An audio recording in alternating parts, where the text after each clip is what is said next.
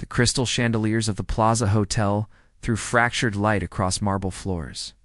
Victoria Hayes stood at the edge of the ballroom, her borrowed gown feeling like armor she hadn't earned. She didn't belong here among Manhattan's elite. But the Riverside Gallery needed funding. In desperate times, called for uncomfortable dresses, she moved toward a striking abstract painting on the far wall. Genuinely captivated. Bold strokes. Vibrant chaos meeting perfect order. She pulled out her phone to photograph the artist's nameplate. Impressive, isn't it? The voice came from too close. Victoria turned to find Julian Ashford beside her, 6 feet of tailored perfection and calculated charm. His gray eyes assessed her like a balance sheet. It's beautiful, she said simply. The artist captures movement without losing structure. You know, art, not a question. I work with art. There's a difference. He extended his hand. Julian Ashford. I know who you are. Victoria's handshake was brief, professional. Victoria Hayes. Riverside Gallery. Brooklyn. Contemporary focus. Community programs. His smile was sharp. I make it my business to know things. And you know we're here looking for patrons who believe art should be accessible to everyone. She met his gaze directly. Not just people who can afford gallery admission. Noble. His tone suggested amusement. How successful has that approach been? Successful enough. Irritation flickered through her. Not everyone measures success in profit margins.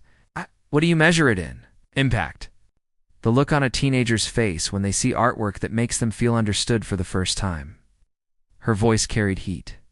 Art isn't decoration for wealthy living rooms. It's a mirror. A window. Silence stretched between them. He studied her with intensity that made her skin prickle. That's idealistic, he said finally. That's reality. At least in my world. And what is your world, Victoria Hayes? She stepped back, creating distance.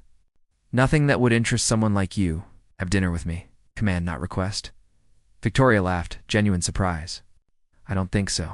His expression shifted, something dark flickering across his features. Why not? Because I'm not interested in being another conquest for a bored billionaire. Her voice remained pleasant, her words sharp. I've seen men like you. You collect experiences like you collect companies. Everything is a transaction. Everyone has a price. She leaned closer, voice dropping. I'm not for sale. His jaw tightened. You're making assumptions, am I? Victoria tilted her head. Tell me honestly. When was the last time someone told you no? The tension between them crackled like live wire. I could help your gallery, Julian said quietly. One donation from me could fund your programs for years. What would you want in return? Just your time. One dinner. Victoria studied him, handsome, powerful, accustomed to winning. She saw the armor he wore, the careful construction of a man who'd forgotten what it meant to want something he couldn't buy. She turned to walk away. His hand caught her wrist, gentle but firm. The touch sent electricity up her arm. 3 months, he said, voice low and dangerous. Give me 3 months to change your mind. If I can't, I'll donate to your gallery anyway. No strings. But if I do convince you... ... If you do? His smile was predator sharp. Then you admit I was right. That everyone has a price. Even you, Victoria, should have walked away. Should have recognized the game for what it was. Instead, she heard herself say, You have a deal. His eyes gleamed with triumph. She pulled her wrist free, heart hammering. But when you lose Julian Ashford, I want you to admit something too. That not everything worth having can be bought. She walked away, feeling his gaze on her back like heat. Behind her, Julian stood motionless, watching her disappear into the crowd. For the first time in 10 years, he felt something beyond boredom, hunger. The flowers arrived first. Orchids, rare and obscenely expensive, delivered to the gallery every morning for 2 weeks. Victoria donated them to local hospitals. Then came the invitations. Broadway shows, museum galas, private concerts. She declined them all. Julian responded by showing up. You're persistent, Victoria said, not looking up from her laptop as he entered the gallery on a rainy Tuesday afternoon. Water dripped from his wool coat. He looked almost human. "You made a deal. Said you could try to change my mind." "I didn't say I'd make it easy," he smiled, and something about it seemed genuine. "I wouldn't want easy." Over the next month, he kept appearing. Not with grand gestures, but quietly. He'd sit in the corner during community art classes watching teenagers paint. He'd help carry canvases. He'd ask questions about the artists, actually listening to the answers. "Why are you really here?" Victoria asked one evening as they locked up the gallery.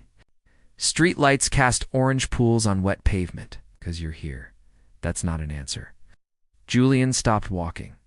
Rain misted around them, caught in the glow of headlights. "When was the last time someone saw you?" he asked quietly. "Not what you do. Not what you represent. You." Victoria's breath caught. "That's not fair. None of this is fair." He stepped closer. "You think I'm playing a game? Maybe I was at first. But somewhere between your third rejection and watching you teach a kid that his art mattered, something changed. Julian ... I'm not good at this." His voice roughened. "I don't know how to want something without trying to own it. But I'm trying to learn." She should have walked away. Instead, she kissed him. The kiss tasted like rain and risk. His hands cupped her face like she was something precious, something that might break. When they pulled apart, both were breathing hard. "This is a mistake," Victoria whispered, "probably." But she kissed him again anyway. 2 months into their arrangement, Victoria's world shifted on its axis. She fell, despite every warning sign, despite knowing better. Julian was different when they were alone. Vulnerable, funny, haunted by something. He wouldn't name. He told her about his childhood in foster care, the hunger that never quite left.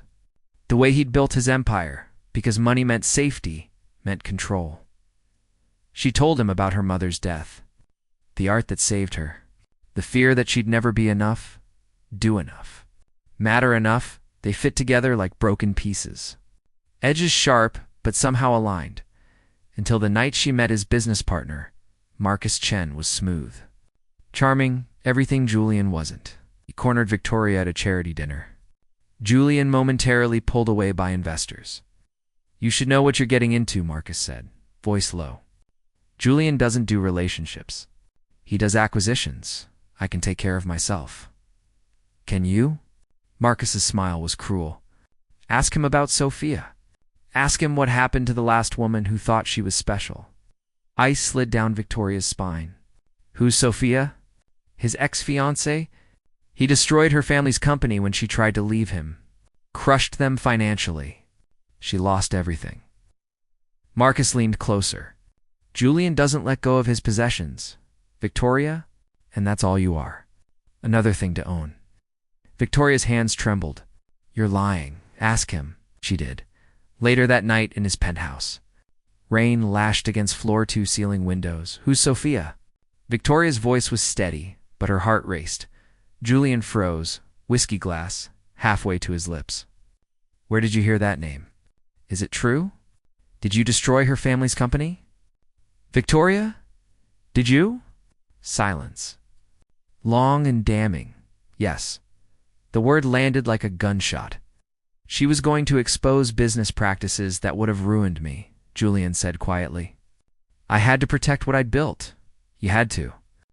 Victoria's voice rose. "You had to destroy an entire family? You don't understand. In my world, you strike first, or you lose everything, your world." She laughed, bitter. "This is exactly who you are." Marcus was right. "I'm just another acquisition." "That's not true." Julian set down his glass, moving toward her. "What I feel for you is real. How can I believe that? How can I believe anything you say? Because I'm telling you the truth. Yes, I destroyed her family. Yes, I've done terrible things to protect my empire." His voice cracked. "But I've never felt about anyone the way I feel about you. You make me want to be better." Victoria's eyes burned with tears. "Wanting isn't enough, Julian. You don't change. Men like you never change. Please." The word sounded foreign in his mouth. Don't go. She picked up her coat, hands shaking. 3 months. That was the deal. 2 weeks left? Consider it over. Victoria, wait. She turned at the door, tears streaming now. You are right about one thing. Everyone does have a price, but mine. It's something you'll never be able to afford. What's that? Trust. She left him standing in his glass tower, surrounded by everything he'd ever wanted and none of it meaning anything at all. Outside, Victoria collapsed against the building wall, rain mixing with tears. She'd fallen in love with a monster dressed in expensive suits. Inside, Julian stood motionless, staring at the door. Then he pulled out his phone and made a call. Marcus? It's done. Transfer the gallery funds. A pause. I know what we agreed. Just do it. He hung up, something dark and resolved settling over his features. The game had changed, and Julian Ashford had never learned how to lose. Victoria threw herself into work, trying to forget the way Julian's hands had felt. Oh. The vulnerability in his eyes when he'd asked her to stay. 3 days passed, then 7. No flowers. No calls, nothing good. It was over. She'd been smart to end it. So why did everything feel hollow? On the 8th day, Martha called her into the office. Her boss's face was grave, folders spread across the desk. We got a donation, Martha said slowly. Anonymous. $2 million. Victoria's stomach dropped. When? A week ago. But there's more. Arta pushed a folder toward her. The building next door. The one we've been trying to buy for expansion? Someone purchased it. Cash sale. Closed yesterday, who? Martha's expression was complicated. Julian Ashford. The room spun. What? He's deeding it to the gallery. No strings. It's already done. Victoria sat down hard. I don't understand, there's a letter. With shaking hands, Victoria opened the envelope. Julian's handwriting was precise, controlled. Victoria, you were right. Not everything can be bought, but some things can be given. The building. The donation. They're yours. No conditions. No expectations.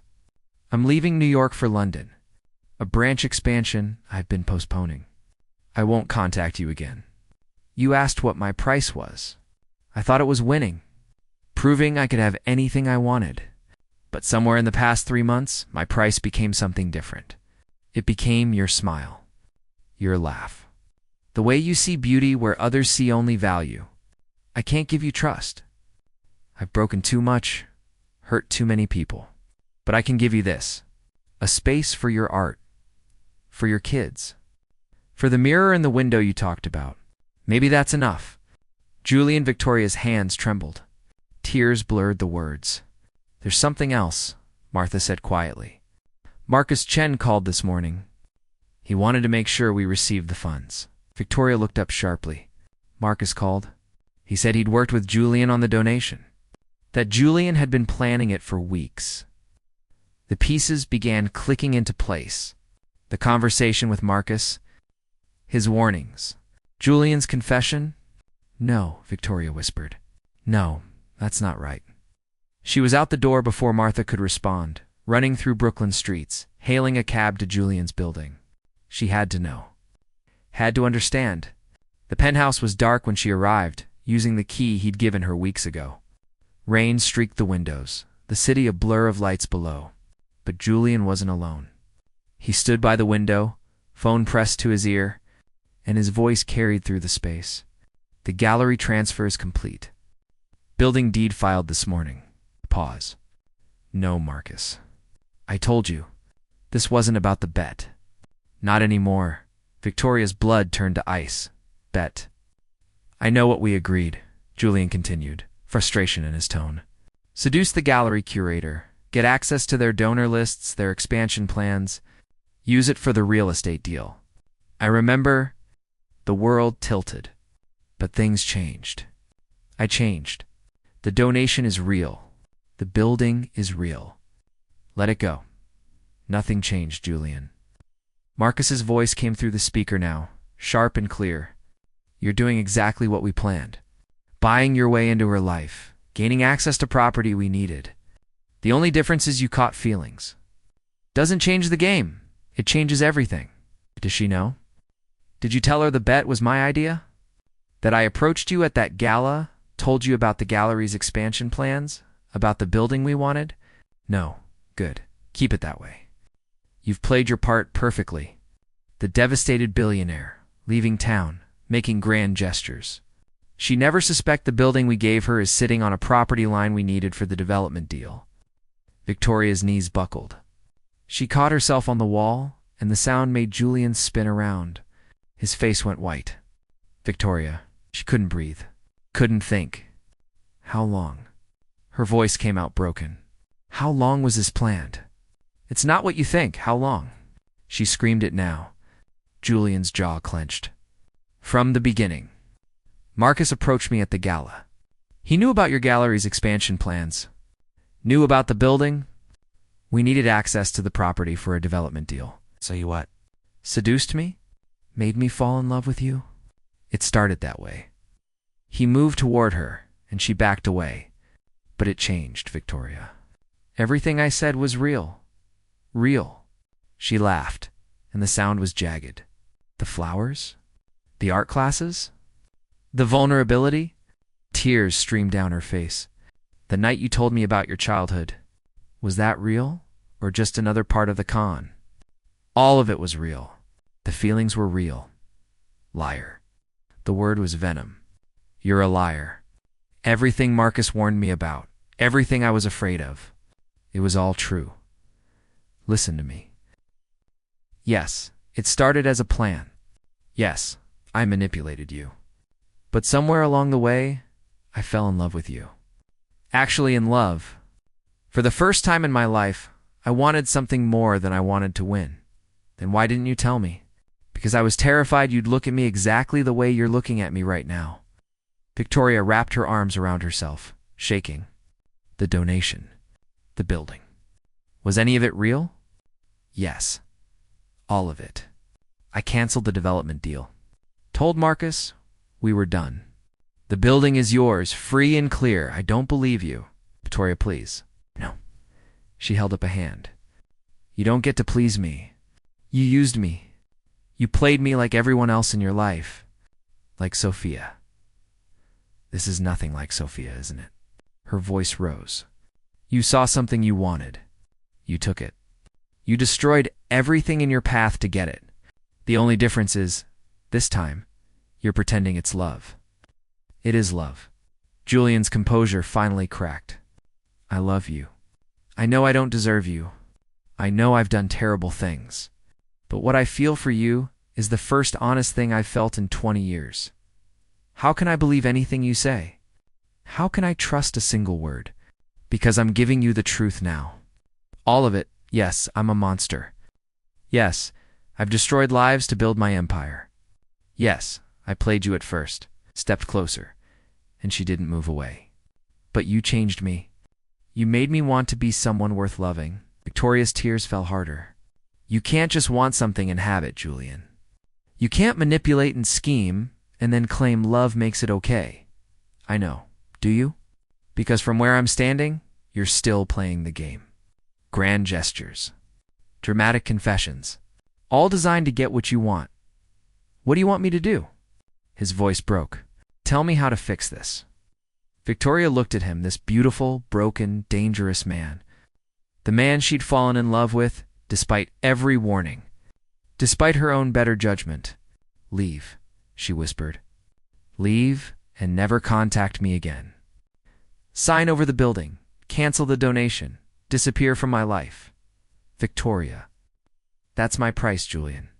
You wanted to know what it would take? That's it. Walk away. He stared at her, something devastating crossing his features. If I do that, you'll never know. Know what? That I meant it. Every word, every moment, I'll live with the uncertainty. Her voice hardened, like you've made everyone else live with the destruction you leave behind. Julian stood motionless. Then slowly he nodded. Okay. He moved past her toward the door. Stopped with his hand on the handle. For what it's worth, he said quietly, not turning around. Meeting you was the only thing I've done in 10 years that didn't feel like a transaction. Even if it started as one. He left. Victoria collapsed onto the floor, sobs tearing through her chest. She'd won. She'd sent him away. She'd protected herself. So why did it feel like she'd just lost everything? Outside, Julian sat in his car, staring at nothing. His phone buzzed. Marcus. He ignored it, scrolling instead to a contact he'd saved weeks ago. A private investigator. Send everything, Julian typed. Every document, every recording, all of it goes to Victoria Hayes by morning. She deserves to know the whole truth. Even if it destroyed him completely. Even if she hated him forever. Some prices, he'd finally learned, were worth paying. The package arrived at dawn. Thick manila envelope, no return address. Victoria hadn't slept, her eyes swollen from crying. She almost threw it away unopened.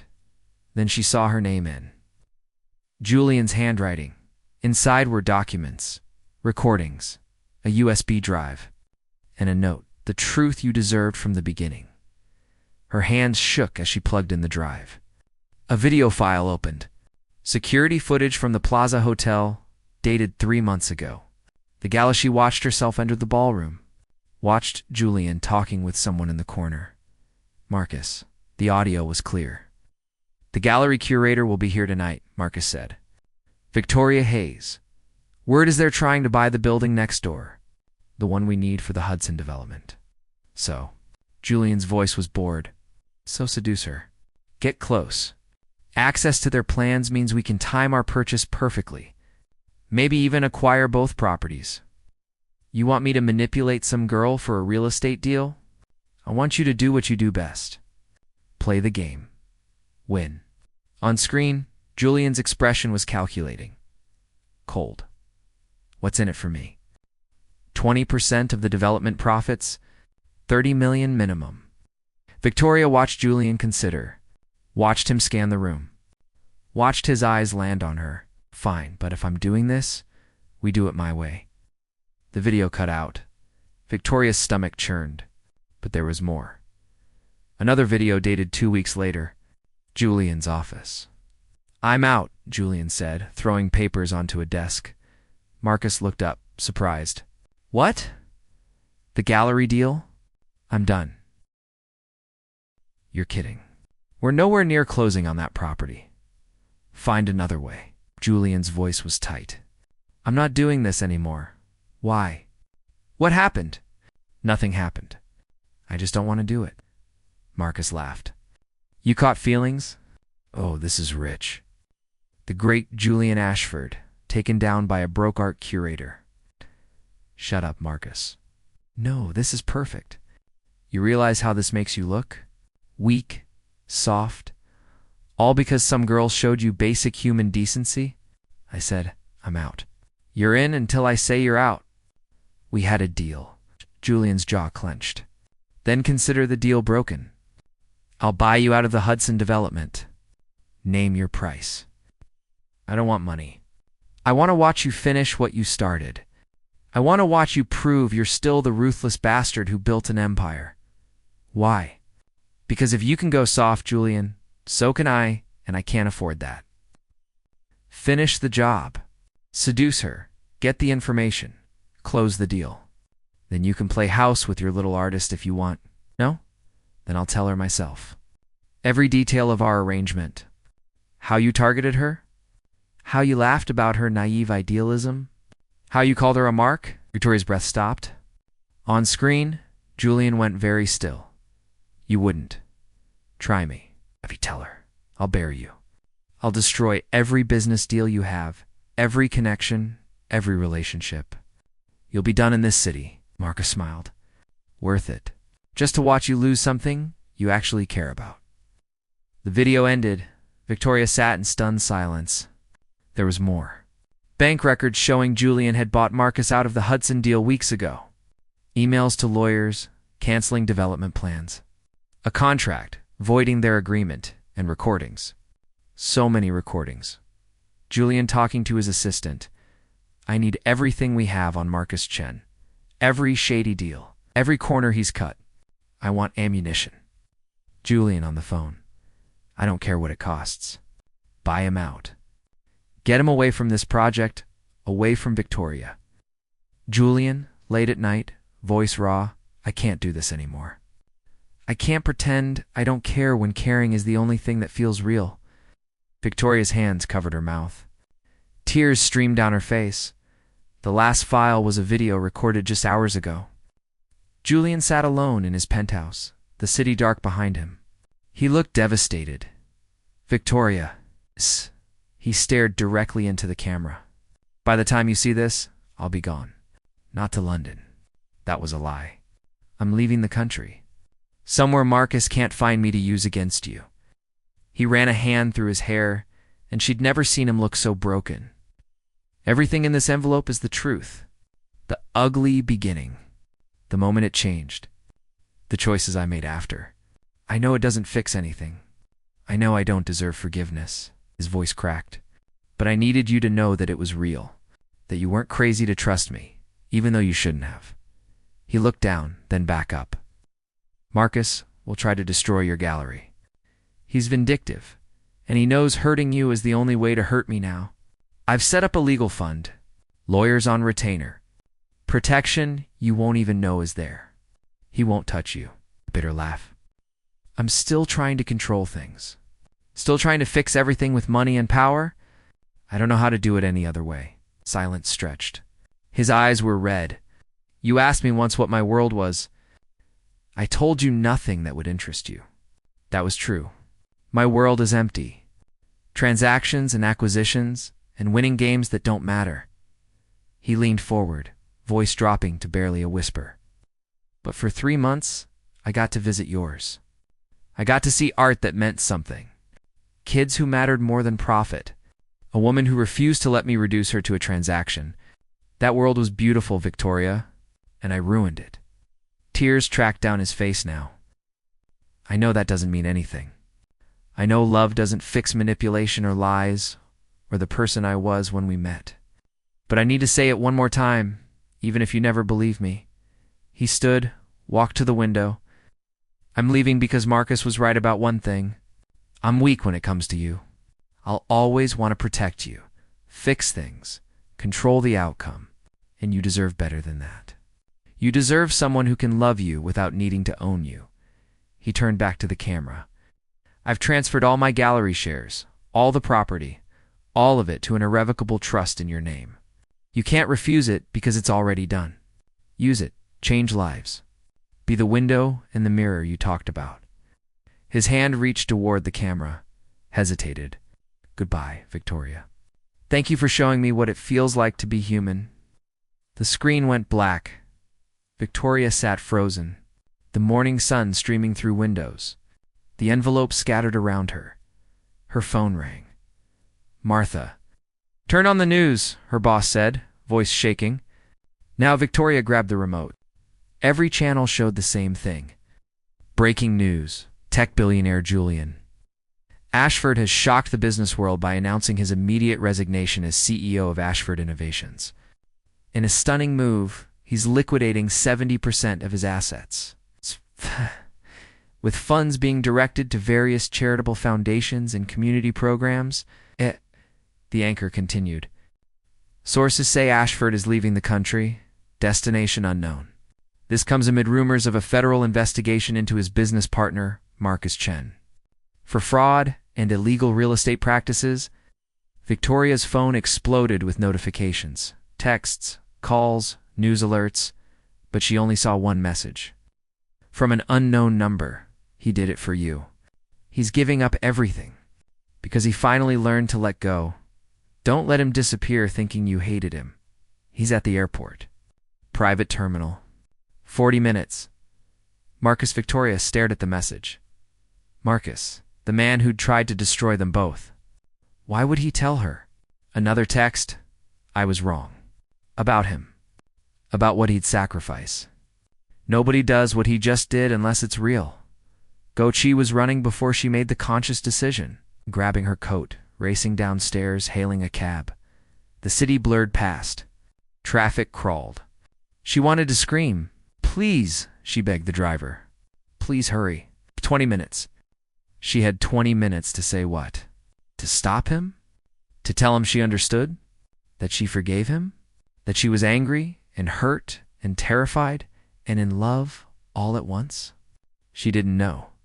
She only knew she couldn't let him leave thinking he was the monster he believed himself to be. The cab screeched to a halt outside the private terminal. Victoria threw money at the driver and ran. Security tried to stop her. She pushed past, screaming Julian's name. And there, at the end of the corridor, she saw him. He turned, shock crossing his face. Disbelief. Victoria. She stopped 10 feet away, both of them breathing hard. "You idiot," she said, voice breaking. "You complete idiot. You shouldn't be here. No. I should hate you. I should let you go. You should, but I can't." Tears streamed down her face. Because despite everything you did, despite all the lies and manipulation, you did something nobody else ever has. What's that? You chose me over winning. Julian's face crumbled. Victoria, ... I'm not saying I forgive you. I'm not saying this is okay. She moved closer. What you did was terrible. The manipulation, the betrayal, all of it. It was cruel, I know, but you're trying. You gave up everything. Not to win me back. Not to prove something. But because you finally understood what it means to love someone without owning them. I don't deserve you. No. She agreed. You don't. But maybe that's not the point. He stared at her. What is the point? Victoria took a breath. The point is choosing to be better. Every day. Even when it's hard. Even when it costs you everything. I hurt you. Yes. I lied to you. Yes. I might hurt you again. I'm still learning how to be the person you see when you look at me. Victoria closed the distance between them. Then learn, stay, not in some foreign country running from your past. Here with me. Doing the work, trust, honesty, building something real instead of playing games. She reached up, touching his face. I'm terrified of this, of you, of how much I feel. But I'm more terrified of letting you walk away and spending the rest of my life wondering what we could have been. Julian's hands covered hers. I don't know how to do this. Neither do one. What if I mess it up? You will. We both will. She smiled through tears. But that's what makes it real, Julian. Real things are messy and complicated and sometimes they break. But they're worth fighting for. He pulled her close and for a long moment they just stood there. His face buried in her hair, her arms wrapped around him. I love you, he whispered. I'm going to spend the rest of my life trying to deserve that. Don't try to deserve it. Victoria pulled back to look at him. Just be honest. Be present. Be human. I can do that, can you? He smiled, real and vulnerable. I'll try. Every day. I promise. Then stay. Julian looked at the plane waiting behind him. His escape. His old patterns. Then he looked at Victoria, at the future she was offering. It's uncertain, difficult, real. He let go of his boarding pass. Let it flutter to the ground. Okay, he said. I'll stay. Victoria kissed him, and it tasted like second chances, like the beginning of something neither of them could control, like the end of the game and the start of something true. 6 months later, Victoria stood in the newly expanded Riverside Gallery, sunlight streaming through floor-to-ceiling windows. The building next door had been transformed. More studio space, more classrooms, a community theater. She heard footsteps behind her. Julian's reflection appeared in the glass.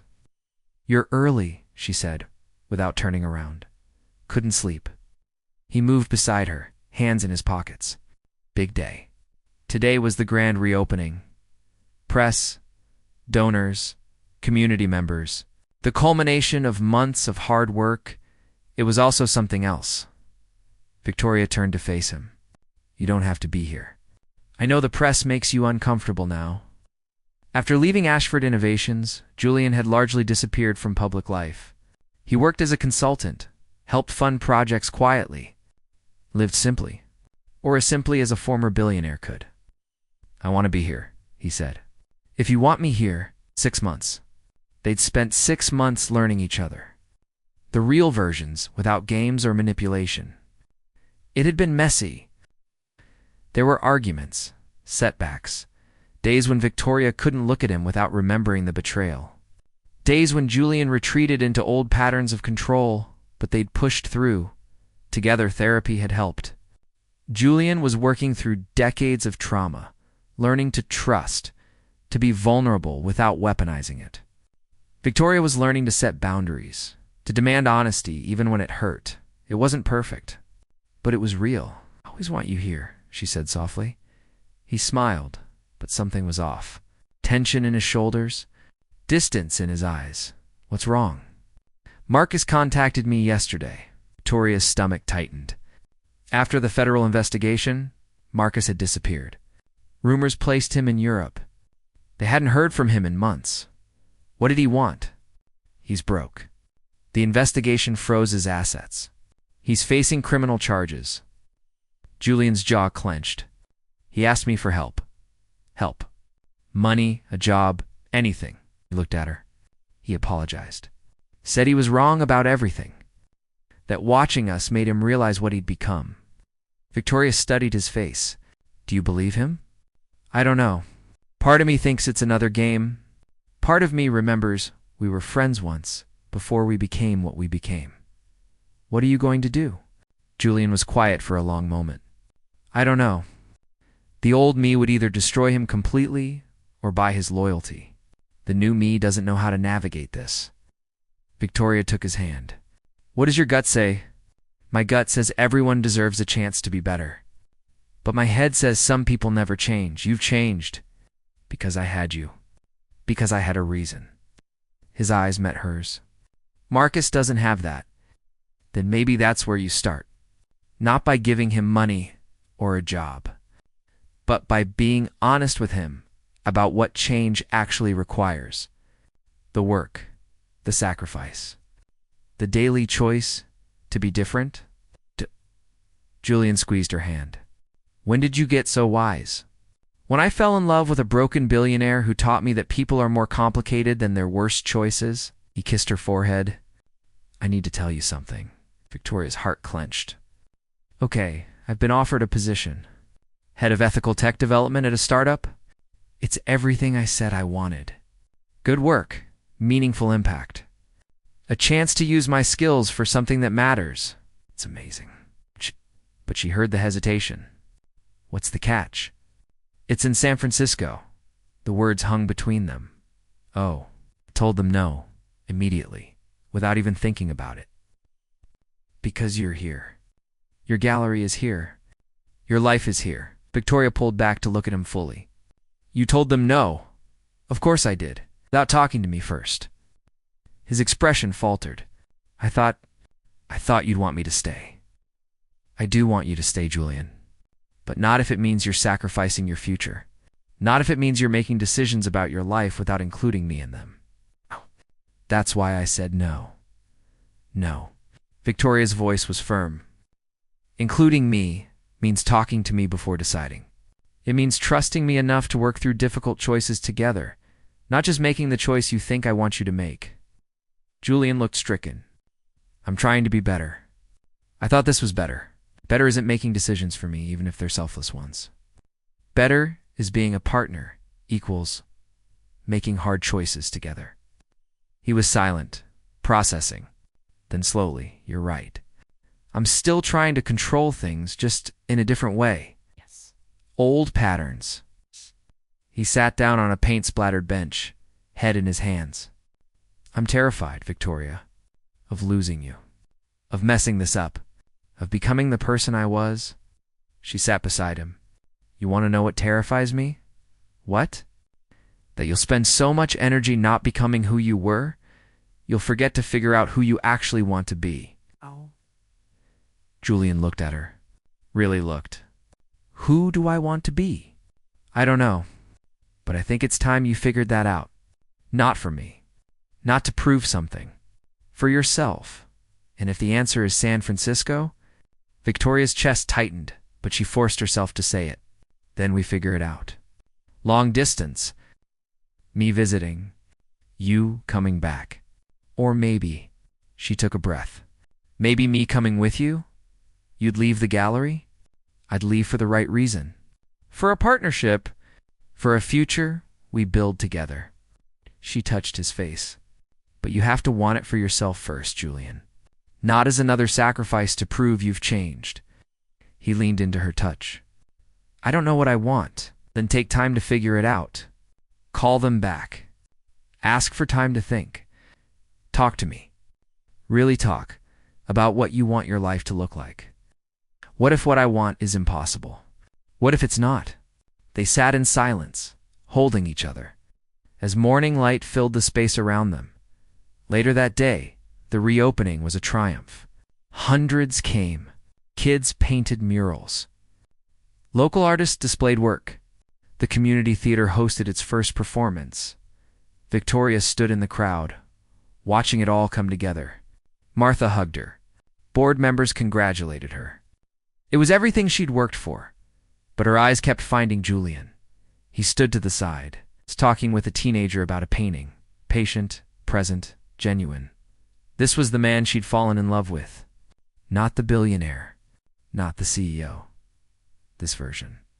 Messy and uncertain, and trying so hard to be good. As evening fell and the crowds thinned, Julian found her. Called them back, he said. The startup. Victoria's heart pounded. And I asked for 3 months. To think. To talk with you. To figure out what I actually want. He smiled. They said yes. Good. I'm scared I'll make the wrong choice. There is no wrong choice if we make it together. Julian pulled her close. I love you. In case I don't say it enough, you say it plenty. But I never get tired of hearing it. They stood together as the last visitors left, the gallery settling into peaceful quiet. Want to know what I'm thinking? Julian asked. Always. I'm thinking that a year ago I was standing in a ballroom trying to manipulate a woman I thought was a mark. And tonight I'm standing in a gallery we built together with the person who saw through all my defenses and decided I was worth the effort anyway. Victoria smiled. That's a good thought. I'm thinking that whatever happens next, whatever we decide, I want to spend the rest of my life being the person you believe I can be. You already are, Julian. You just can't see it yet. He kissed her, slow and deep and full of promise. When they pulled apart, he asked, What happens now? Victoria looked around the gallery. At the art on the walls, at the space they'd created for others to find themselves, at the windows and mirrors and doors they'd opened. She looked at Julian, at this complicated, damaged, beautiful man who'd chosen to be vulnerable instead of powerful, and she smiled.